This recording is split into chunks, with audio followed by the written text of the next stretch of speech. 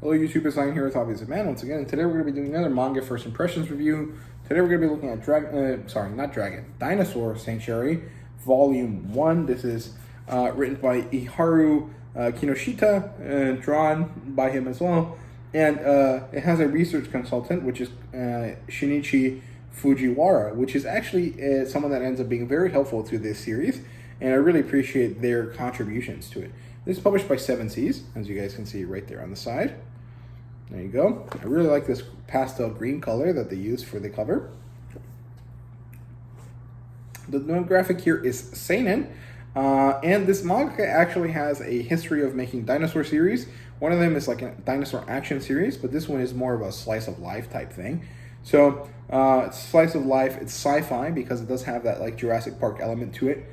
And other than that, it does also have elements of drama, just like, people drama. So it's pretty good. Adaptations-wise, it doesn't have one. I don't know how many volumes there are either. And I don't know if this would be something that is funny enough or like interesting enough to a broad scope of people to warrant it having an anime. So, it is what it is.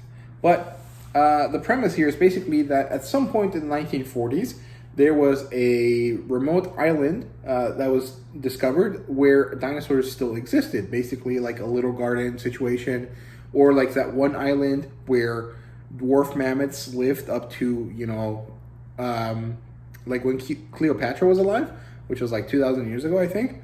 And so they capture some of these dinosaurs, they breed them selectively, and then they develop technology to create new dinosaurs.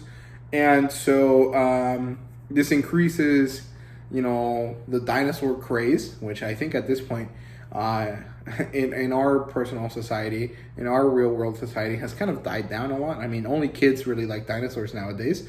And then some incident occurs, and all of this is background stuff, but it kind of helps set up the story.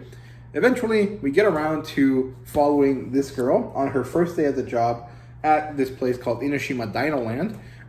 And she happens to be the daughter of a scientist that helped develop the technology to create these dinosaurs. And she takes care of these dinosaurs at this park where she is kind of the newbie. And she meets a bunch of people and interacts with them and develops knowledge about these different dinosaurs that they're taking care of.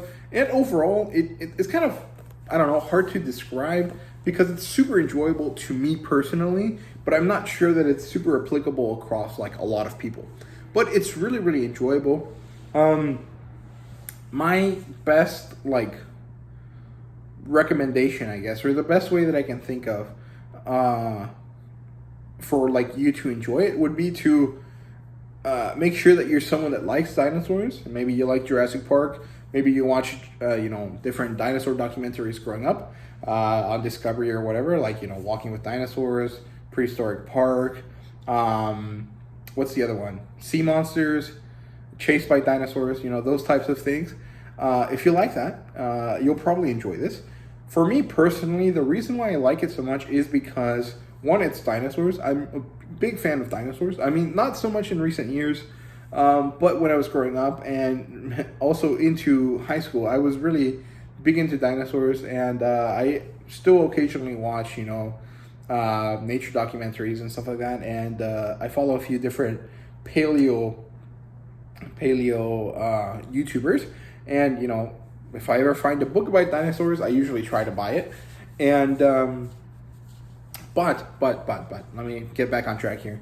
The reason I like Dinosaur Sanctuary so much is because it reminds me of Prehistoric Park. And now, if you're not aware what this is, it's this old show. It was a short show. I think it had like 8 or 10 episodes.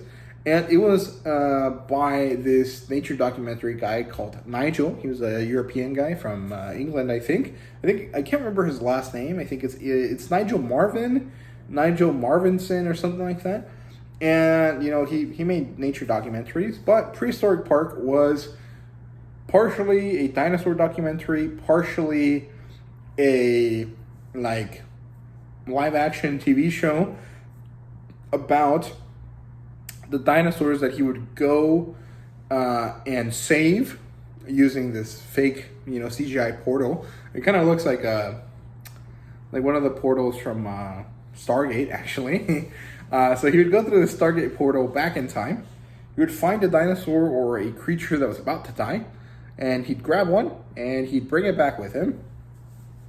And then he would put them in a place at this dinosaur park that he made.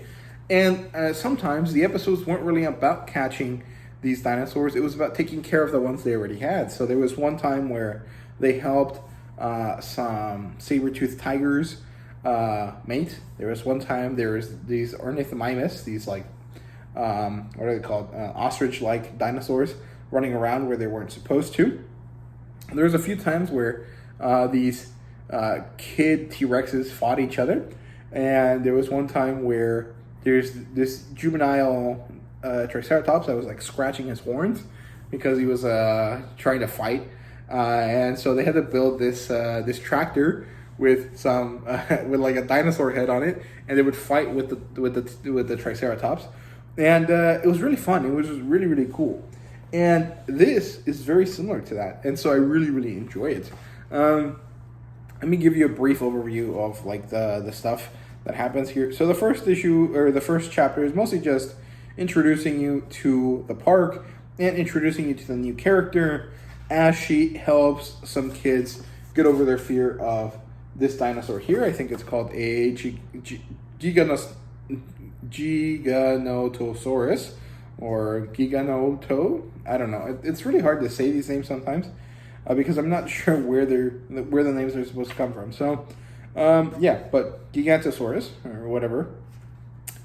And then the second one is about her helping around with cleaning their pens and interacting with these dinosaurs.